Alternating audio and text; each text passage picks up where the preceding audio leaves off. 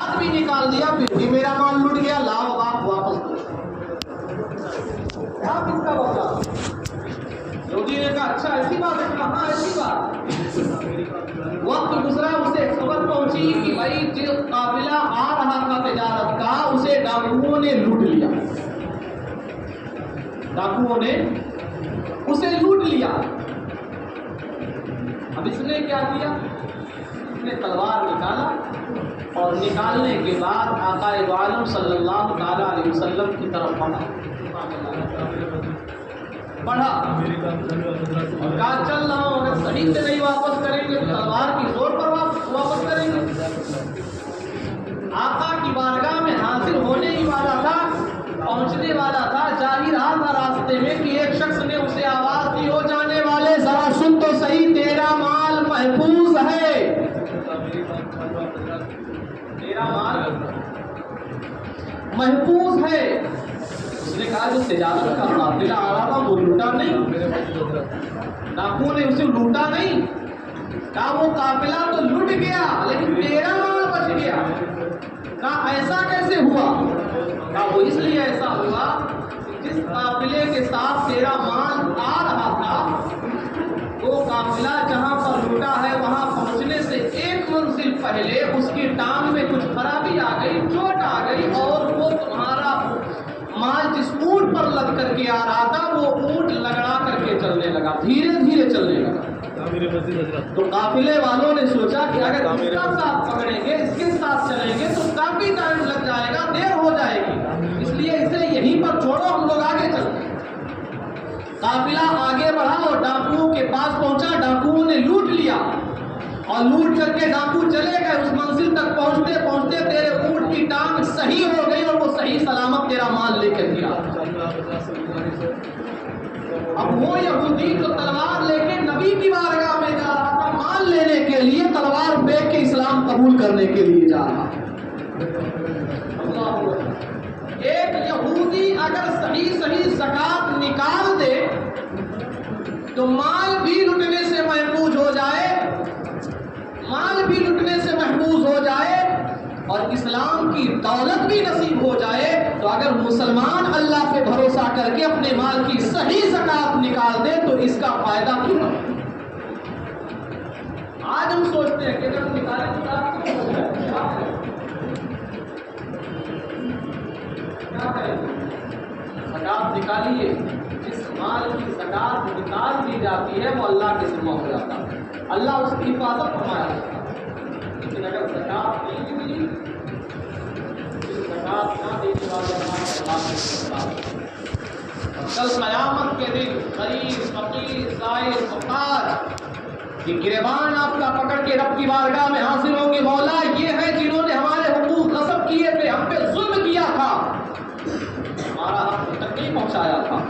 تو اللہ فرمائے گا میرے بندوں مجھے اپنی عزت و جلال کی قسم ہے آج میں انہیں عذاب دوں گا اور تمہیں اپنی رحمت میں جگہ دوں گا۔ بِأَمْوَالِكُمْ حَقٌّ لِلسَّائِلِ وَالْمَحْرُومِ، اغنیا کے مال میں، مالداروں کے مال میں سائلوں کا، فقیروں کا ایک معین حق ہے، اس کا مال تم تک پہنچائیں۔ کوئی نہیں دے گا تو وہ بھی اللہ کے سامنے گرفتار ہوگا۔ تابعین کی ایک جماعت تھی، حضرت ابن سنان کے پاس پہنچے، وہاں پر پہنچے تو انہوں نے کہا ہمارا ایک ہمسایہ ہے وہ فوت ہو گیا، چلو اس کی تعزیت کے لیے اس کے بھائی کے پاس چلتے ہیں۔ زکات نہ دینے والوں کا حوال دیا، زکات کو دے دیتے اسلام کی دولت ہو جاتا، مال بھی محفوظ ہو جاتا، اللہ کی حفظ و امان میں ہو جایا کرتا۔ لیکن جو لوگ زکات نہیں دیتے یہ عذاب کیسا آتا ہے؟ دردناک عذاب میں مبتلا ہوتے ہیں۔ حضرت ابی سنان کہتے ہیں، حضرت محمد بن یوسف کہتے ہیں کہ ہمیں وہاں پہنچے ہوئے تھوڑی دیر ہوئے تھے تو انہوں نے کہا ہمارا ہمسایہ فوت ہو گیا، چلو تعزیت کے لیے اس کے بھائی کے پاس چلتے ہیں۔ کہتے ہیں جب اس کے بھائی کے پاس ہم لوگ پہنچے تو اس کا بھائی کیا وضاحی کر رہا تھا اور بکا کر رہا تھا اور دعا کر رہا تھا، رو رہا تھا۔ ہم نے اسے کہا کہ اس نے کہا ہر شخص کو مر جانا تو کتنا رو رہے، لیکن وہ خاموش نہیں ہوا، روتے ہوئے ہم نے کہا کہ تمہیں موت کا نہیں ہے ہر شخص کو مرنا، کہا میں اپنے بھائی کی موت پر نہیں رو رہا، اس کے عذاب پر رو رہا۔ کہا عذاب پر؟ کیا تمہیں غیب سے خبر مل گئی تمہارے بھائی پہ عذاب ہو رہا ہے؟ کہا نہیں بلکہ ہوا یوں کہ جب میرے بھائی کا انتقال ہو گیا، لوگوں نے دفن کیا، جنازے کی تیاری کی، اور دفن کر کے جب لوگ چلے آئے، میں بھائی تھا، تھوڑی دیر اپنے بھائی کی قبر کے پاس میں بیٹھا۔ جب لوگ چلے آئے تو قبر کے اندر سے میں نے ایک آواز سنی، میرے بھائی کی پکار تھی۔ میرا بھائی آواز دے رہا تھا، کہاں گئے میرے روزہ اور نماز؟ میں عذاب قبر میں مبتلا ہوں، میرے روزہ اور نماز کہاں گئے؟ صاحبو، اگر زکوٰۃ نہیں دیتے ہو تو روزہ اور نماز پہ فخر نہ کرنا کہ ہمارے روزے مکمل ہو رہے ہیں، ہماری نمازیں مکمل ہو رہی ہیں۔ اسلام کی بنیادی چیزوں میں سے یہ زکوٰۃ بھی ہے۔ اگر زکوٰۃ ہم نے نہیں نکالا اپنے مالوں سے اور غریبوں کا ان تک نہیں پہنچایا، ہماری روزہ اور نماز کام مرنے کی بات نہیں آنے والی ہے۔ وہ شخص کہتا ہے کہ ہم نے آواز سنی، اندر سے آواز آ رہی تھی کہ کہاں گئے میرے روزہ اور نماز؟ آج میں عذاب قبر میں مبتلا ہوں۔ کہتا میں بھائی کی محبت میں دیوانہ وار، میں نے قبر کو کھودنا شروع کر دیا۔ میں نے قبر کو کھودا تو میں نے دیکھا اس کی قبر کے اندر آگ دہک رہی ہے اور اس کے گلے میں آگ کا توق پڑا ہوا ہے، آگ کا توق پڑا ہوا ہے۔ بیٹا میں بھائی تھا، درد مجھے بھی محسوس ہوا، درد مجھے بھی محسوس ہوا۔ میں نے سوچا لاؤ وہ آگ کا توق اس کے گلے سے نکال دو۔ یہ قصہ نہیں ہے، یہ روایت ہے۔ میں نے سوچا لاؤ میں نکال دوں۔ جیسے ہی میں نے ہاتھ لگایا، انگلیوں سمیت میرا پورا ہاتھ جل گیا۔ دیکھو میرا ہاتھ بالکل سیاہ ہو چکا ہے۔ محمد بن یوسف کہتے ہیں ہم نے اس کا ہاتھ دیکھا تو واقعی اس کا ہاتھ بالکل سیاہ ہو چکا تھا، کالا ہو چکا تھا جل کے۔ ہم نے اس سے پوچھا کہ آخر تیرے بھائی کون سی ایسی غلطی کرتا تھا، کون سا ایسا گناہ کرتا تھا، کون سی ایسی خطا کرتا تھا جس کی بنیاد پر اسے یہ سزا ملی ہے؟ کیا تیرا بھائی روزہ نہیں رکھتا تھا؟ کیا روزہ رکھتا تھا؟ کیا تیرا بھائی نماز نہیں پڑھتا تھا؟ نماز پڑھتا تھا؟ کیا تیرا بھائی اسلام شریعت نے جن چیزوں کی پابندیاں لگا دی ہیں ان پہ عمل نہیں کرتا تھا؟ پھر کیا نہیں کرتا تھا؟ کہا صرف اپنے مال سے زکوٰۃ نہیں دیتا تھا، صرف اپنے مال سے زکوٰۃ نہیں دیتا تھا۔ محمد بن یوسف کہتے ہیں فوراً اپنے ساتھ اللہ نے ارشاد فرمایا وَلَا يَحْسَبَنَّ الَّذِينَ يَبْخَلُونَ بِمَا آتَاهُمُ اللَّهُ مِنْ فَضْلِهِ هُوَ خَيْرًا لَهُمْ۔ جو لوگ ہمارے فضل سے عطا کردہ مال میں بخل کرتے ہیں، انہیں عذاب علیم کی خوشخبری دے دو، انہیں بہتر نہ سمجھے، قریب انہیں توق پہنایا جائے گا۔ میرے بھائی کو یہ قیامت سے پہلے ہی سزا مل گئی۔ یوسف کہتے ہیں کہ وہاں سے ہم پھر آقا کے صحابی حضرت ابو ذر کے پاس پہنچے، جا کر کے وہاں پہ سارا معاملہ بیان کیا، ساری بات بتائی۔ ہم نے کہا حضور آخر یہود و نصارہ بھی تو مرتے ہیں، ان کے ساتھ ایسا معاملہ نہیں دیکھا جاتا۔ انہوں نے کہا وہ دائمی کے عذاب میں مبتلا ہیں، لیکن مسلمانوں کو عبرت حاصل کرنے کے لیے اللہ انہیں یہ حالت دکھا دیتا ہے تاکہ یہ سبق حاصل کر اپنے مال سے زکوٰۃ نکالیں۔ خدارا اگر آپ صاحب نصاب ہیں تو آپ اپنے مال سے زکوٰۃ دیں۔ غریبوں کا حق اگر آپ کے پاس ہے تو آپ ان کا حق تک پہنچائیں، آپ ان کا حق تک پہنچائیں۔ جو ضرورت مند ہے عزیز و اقارب میں دیکھیں کون ہے ضرورت مند، نہیں کوئی مل رہا ہے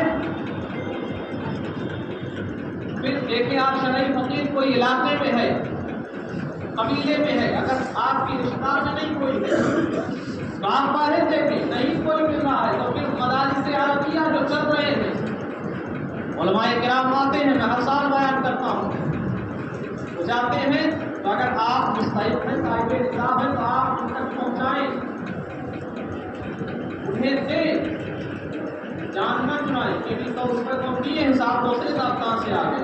حساب کتاب مکمل لگائیں، پورے سال کا حساب لگائیں، ایک مہینہ مقرر کر لیں اور حساب لگا کر کے پورے مال کی پوری زکوٰۃ نکالیں۔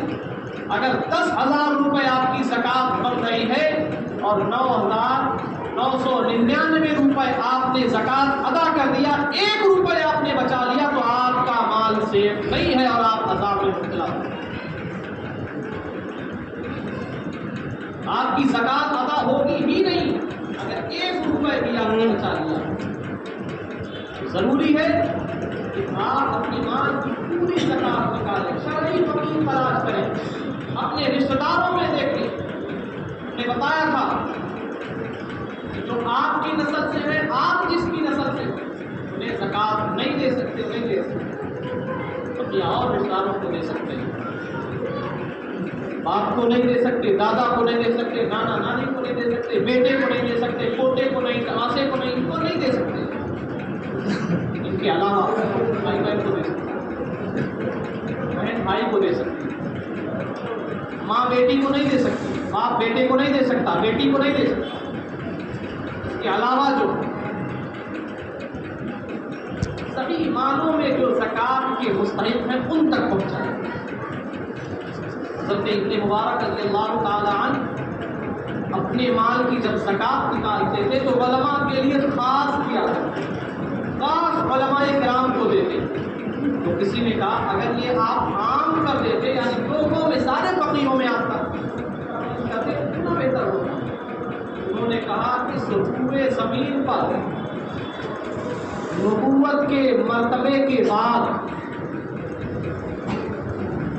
جو انبیاء کے وارث ہیں، یعنی علماء کے مرتبے کے علاوہ علماء سے افضل زکات دینا میں کسی کو سمجھتا ہی نہیں. آپ یہ نہ سمجھیں کہ بعض اللہ علماء آتے ہیں کہ یہ زکات لے جا کر اپنے بچوں کا پیٹ پالتے ہیں، کھاتے ہیں. نہیں، مدارس عربیہ میں لگاتے ہیں. زکات اگر کوئی مقدار میں نہیں ہے، اس لائق آپ کے قریبی میں، دوستوں احباب میں نہیں ہے، عزیز و قریب میں نہیں ہے، تو پھر زکات ایسی جگہ آپ دیں جہاں سے دین کو سربلندی حاصل ہو، دین کو عروج حاصل ہو. دین کو عروج کہاں سے حاصل ہوگا؟ مدارس عربیہ سے ہوگا. ظاہر سی بات ہے آپ کی زکات جائے گی اور وہاں پر جو بچے 100، 150، 200، 1000 جامعہ شفیہ جیسے مدارس جہاں ہزاروں کی تعداد میں پڑھتے ہیں طلبا، وہاں پر جائے گی، اس کا علاج شرعی کرایا جائے گا، پھر وہ بچوں پر خرچ کیا جائے گا، اس سے کھانا بنے گا، بچے کھائیں گے، پڑھیں گے اور کھا کر کے اس سے قال اللہ قال رسول اللہ کی صدا بلند کریں گے. اور پھر جب وہاں سے فارغ تحصیل ہوں گے، فارغ ہوں گے جب وہاں سے بکری ہوگی کہ ملک کے مختلف صوبوں میں وہ پہنچیں گے اور دین کا کام کریں گے. اس سے دین کو آپ حضرات دیکھیں اور نہیں مل رہا ہے رویہ کا ضرور خیال کریں. آپ کے گاؤں سے شاید ایسا ہو اس کے گاؤں سے بھی عالم نہ آتا ہو، آپ اپنے گاؤں سے علماء آتے ہیں، عالم دین آتے ہیں، انہیں تلاش کریں. آپ کو یہ نہ سوچیں کہ آئیں گے ہمارے پاس آئیں گے، کھانا کھلانا پڑے گا، پانی پلانا پڑے گا، کیا کریں، کہاں ٹھہرائیں گے، یہ نہ سوچیں. معاذ اللہ ٹھہرائیں گے اس کا بھی ثواب آپ کو ملے گا. 10 روپے 100 روپے 500 روپے پورا کھا کے چھوٹ دیتے ہیں.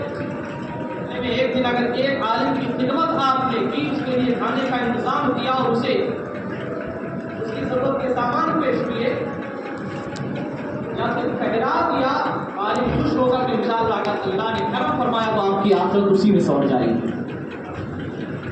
آپ تلاش کریں مستحقین تک اس کی زکات پہنچائیں، اس کا حق پہنچائیں.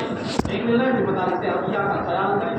میں پچھلی بار بھی کہا تھا، اس بار بھی کہہ رہا ہوں. اور ایک آخری چیز کی فطرے کی جو رقم ہے، جو صاحب نصاب ہے وہ فطرہ بھی نکالیں، اور فطرے کی رقم جو میڈیم کلاس کے لوگ ہیں وہ 100 روپے، اور جو اچھی کوالٹی کی ہر چیز کھاتے ہیں، بہترین چیز، وہ 120 روپے اپنے مال سے زکات نکالیں.